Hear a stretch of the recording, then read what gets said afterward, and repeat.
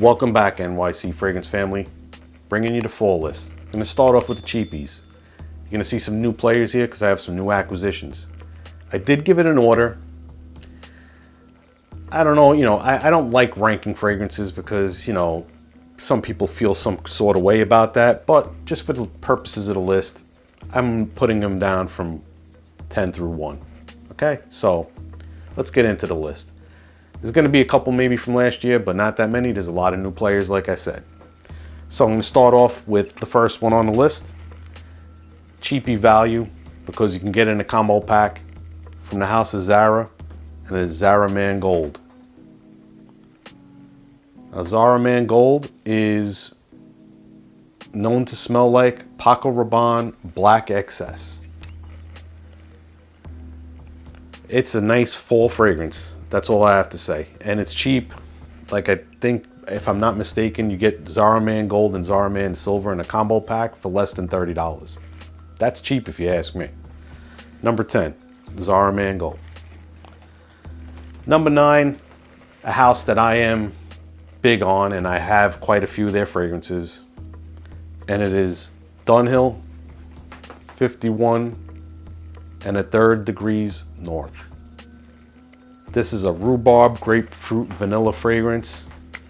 And rhubarb is a great note to have in fragrances for spring and fall, in my opinion. When it gets slightly cooler, rhubarb just gives it that extra zing that makes a fragrance just a little more interesting. And vanilla is always good when it gets cooler to have in your fragrances. Dunhill 51 1/3 degrees north. I think I'm saying that right. Correct me if I'm wrong. That's all I could say. At number 8, this one has been in the list for sure. Oriental spicy fragrance, entry-level tobacco fragrance, cheapy delight as far as I'm concerned. Get a giant bottle for a nice cheap price from another house that I enjoy their fragrances, even though they're not great performance, but I do like the fragrances. I like that they're simple and I like their easy reach fragrances. And I'm talking about CK1 Shock. Now, this one likened to Jean Paul Gaultier's Ultramar. I just like it. It's just something about this fragrance. That first blast, when you first put it on, the tobacco and the spices, it's just a fantastic smelling fragrance. I wish they would re-release this as an eau de parfum concentration like they did with Eternity last year. Because they did that, I'm jumping right on it because I want this to be, I would love to have this fragrance, just that it would maybe last twice as long as this one does. And I'd be really happy with it.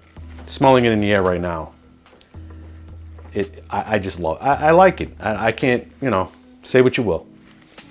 Next one is a new acquisition, new to the list.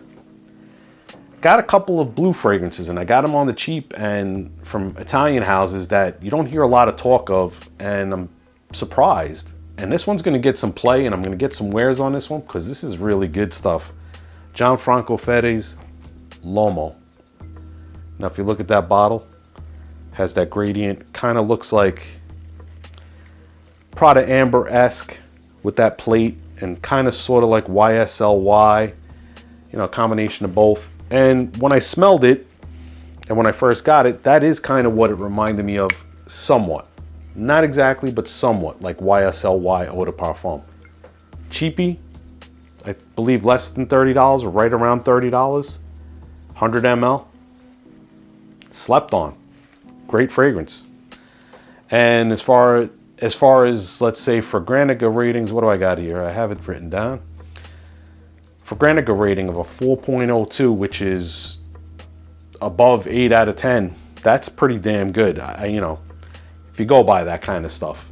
Me personally, I use it as a gauge, but I also have my own interests in what I go and pick up. And I was picking up some fragrances from this house, and this one sparked some interest. And it didn't disappoint. Again, a blind buy, and a cheap blind buy. So that was number 7 on the list, Gianfranco Ferre's L'Uomo. Number 6 on the list, recent acquisition, blind buy of mine.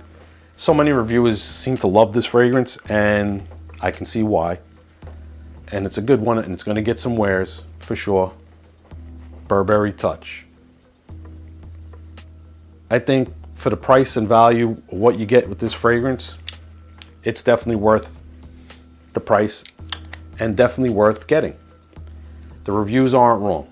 I'd say, you know, everybody has their own taste, but most of the reviewers tend to like this fragrance, and I can see why. I know it's been around for a while, but again, that's why some of these are coming in cheap now. Most Burberry fragrances you could find on the cheap, and you get some pretty good fragrances out of Burberry. Touch being one of them. So that's number 6, Burberry Touch. Number 5, this here, for the price you're paying for this fragrance, getting anything from this house, you're talking, you know, people refer to this as designer. I just have it on here as a cheapie because it is a cheap fragrance. It's probably the cheapest from this line. And, you know, when we talk niche quality or whatever, this is just a fragrance that's going to set you apart. Guerlain L'Homme Idéal, the EDT. The original. The original from this line. That almond note, it's just, I can't tell you how much of a smile I had on my face every time I smelled this while I was wearing it. The first time I got to wear it, and if you look at the bottle, there's a good little bit out of there. Listen, I really, you know, I really enjoy this fragrance. I enjoy this whole line. I think Guerlain with this line is fantastic. I mean, Guerlain has some high-level stuff that you're talking $200-300 for a bottle. But this line here, that they're selling bottles for less than $60, $50, $40, some at $30. If you're not buying them, I don't know what you're waiting for, because these are just well blended fragrances. The House of Guerlain does not skimp on what they do. That is for sure. And they probably don't get as much love as they deserve. And this one definitely deserves love. So number 5 from the House of Guerlain, L'Homme Idéal EDT. Next one from another house, similar to Guerlain as far as I'm concerned, that needs more attention, more love, and puts out bangers, and you're finding them dirt cheap right now at discount sites. And I don't understand how that happens, but Lalique L'Insoumis. This fragrance is a cheap steal of a fragrance. I don't care what anybody says. If anybody feels indifferent about it, I totally am blown away by this fragrance, and I'm blown away by it in a good way because of the quality and the price. You don't hear about this at all. It's number 4 on my fall list. This is a fragrance that deserves to be where it is. Now, I probably could have made it number 1. It's that good. But the next 3 to me, starting at this number 4, I'd say 4 down to 1 are pretty much a tie. But they're all fantastic. Even 5 down to 1. I'm really not disappointed with anything on this list, me personally. And again, this is just my list. I'm not telling you to go out there and go buy them. I'm not making you, you know, trying to influence you in any way. I'm just sharing my collection and sharing the 10 cheap fall fragrances that I'll find myself wearing and that I enjoy. And this one right here, for sure, a blind buy. This was probably the best blind buy of 2020, in my opinion, that I've had. Outstanding. I might actually do a video on my best blind buys of the year. That might be something I might do. So, getting down to the 3, 2, 1, right? Number 3. Again, this house. Office fragrances, clean, fresh fragrances. They make some of the best. This one's the classic fragrance. Prada Amber. This fragrance is just phenomenal. I love the smell of this stuff. Man. You know, there's a fragrance that I used to wear called Gendarme, which there's a female line of fragrances out of Sephora. And there's a fragrance called Pure Grace from that line that smells just like it. And this reminds me of Gendarme as well. The only difference with this is more wearable. I remember Gendarme being more oily, like it was almost like an essential oil when you sprayed it on. This is a fresher, cleaner, slightly fresher, cleaner take on that fragrance. I just love it. It's just one of those fragrances that's captivating and simple. It's a great fragrance to have. Number 3, Prada Amber. Number 2, if I'm not mistaken, I'd have to go back and look at the video. I haven't, but I think this was number 1 last year. So it may have gotten ousted, or may have been number 1 on my designer list.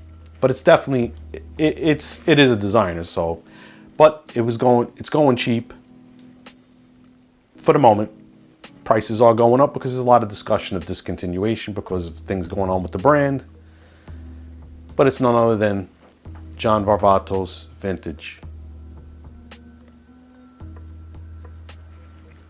This is just a fantastic fragrance too. I know you keep hearing me say that, but I love this blend. This here likened to CK1 Shock with that spiciness, that oriental spiciness that it has. But then this has a certain level of masculinity and it's just a great fragrance. The problem again with John Varvatos, they're not long lasting, but this one is definitely one that I'm happy I picked it up and I love wearing it. And if you look at the bottle, again, I know I do this a lot.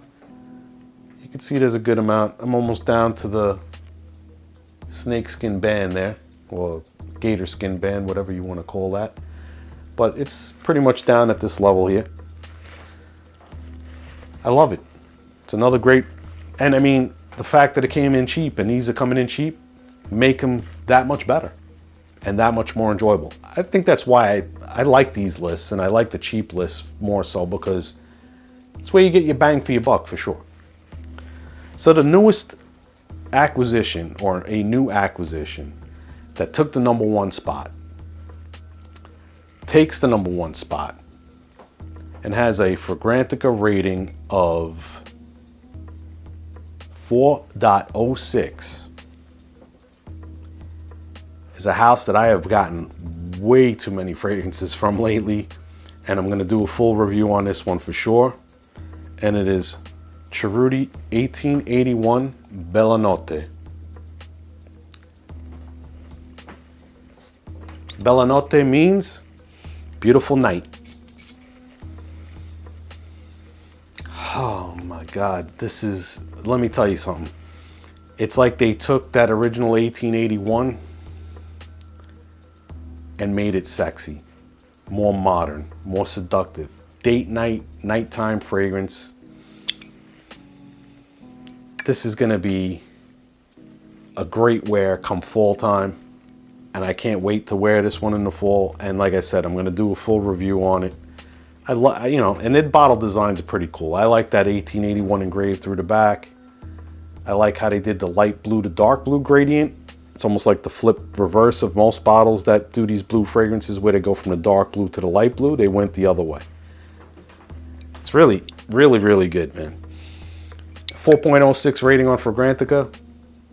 That says a lot. That means a lot of people like the fragrance. Anything over a 4, usually from the general public on Fragrantica, is a highly rated fragrance. Now, not everybody goes by that. I do use it a lot for my research. I do use it a lot when I'm looking for fragrances and notes and things of that nature. It's not 100% accurate all the time, but it definitely comes in handy. So, I hope you enjoyed the list. 10 through 1. I think I gave you a pretty eclectic selection here that you don't see everywhere. So, new viewers, thank you for stopping by. New subscribers, thank you for joining the NYC Fragrances family. And my NYC Fragrance family, thank you for continued support from the bottom of my heart. It means a whole lot to me. I appreciate everything you guys do. Please give the video a big thumbs up. Subscribe if you haven't. And until the next time, remember, if you smell good, you feel good. Have a nice day.